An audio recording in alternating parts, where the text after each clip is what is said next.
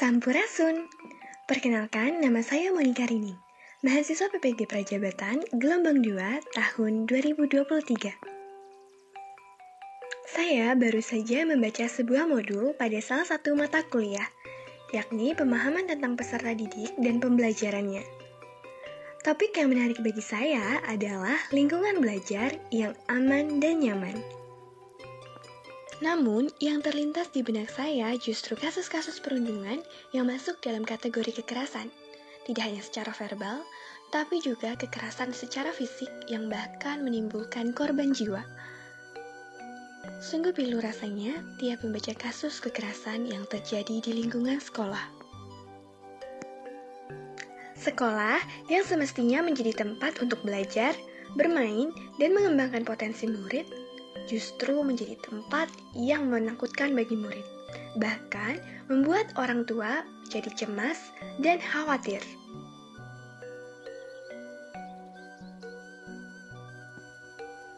Ya, lingkungan belajar yang aman dan nyaman memang bukan hanya secara fisik, seperti fasilitas yang lengkap dan memadai, atau lingkungan sekolah yang nyaman, bersih, asri, dan rapi.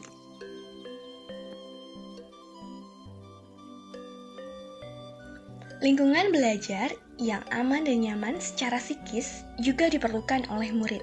Lingkungan yang saling mendukung, menghargai, dan menunjukkan harmoni di tengah keberagaman yang ada. Sekolah yang antar anggota komunitas dan elemen lainnya saling berkolaborasi. Sekolah, keluarga, dan masyarakat atau Tripusat Pendidikan yang diungkapkan oleh Ki Hajar Dewantara.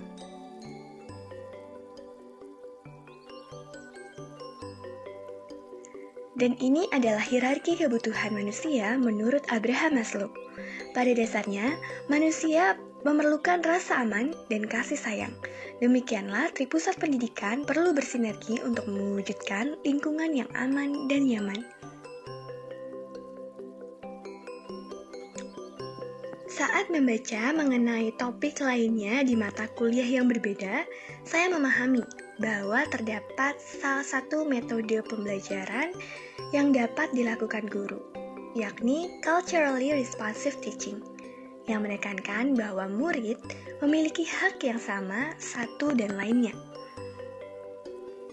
Dalam hal ini, guru yang memiliki peran sentral dalam menumbuhkan karakter murid perlu untuk 1. Memahami latar belakang murid termasuk budayanya. 2. Menjadi role model untuk mewujudkan harmoni di tengah keberagaman melalui nilai-nilai yang ditanamkannya. 3. Berupaya menciptakan atmosfer kelas yang aman dan nyaman bagi murid. 4.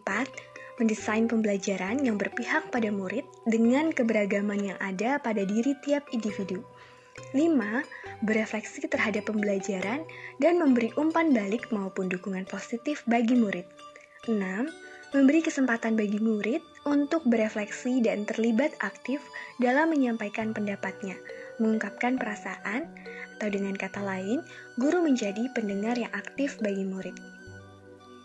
Eksistensi perbedaan latar belakang keluarga, ekonomi, suku, agama, kemampuan dan kecenderungan murid tidak dinafikan keberadaannya.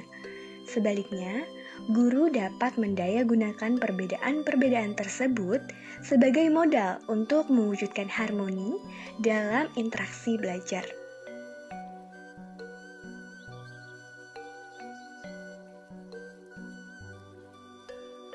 Tentunya, tanggung jawab ini tidak semata-mata diserahkan pada guru. Peran keluarga dan masyarakat juga tidak kalah penting.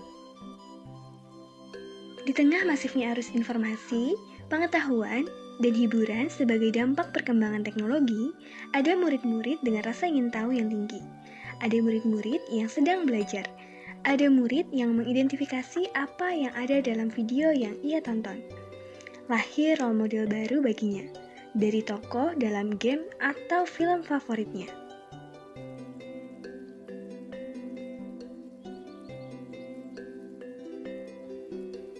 Teknologi itu juga bagian dari tantangan kita sebagai guru, murid, orang tua, atau dalam komunitas yang lebih luas, masyarakat. Lalu, apa yang perlu kita persiapkan dan benahi sejalan dengan peran kita sebagai pendidik dalam konteks ini? Mari kita refleksikan bersama.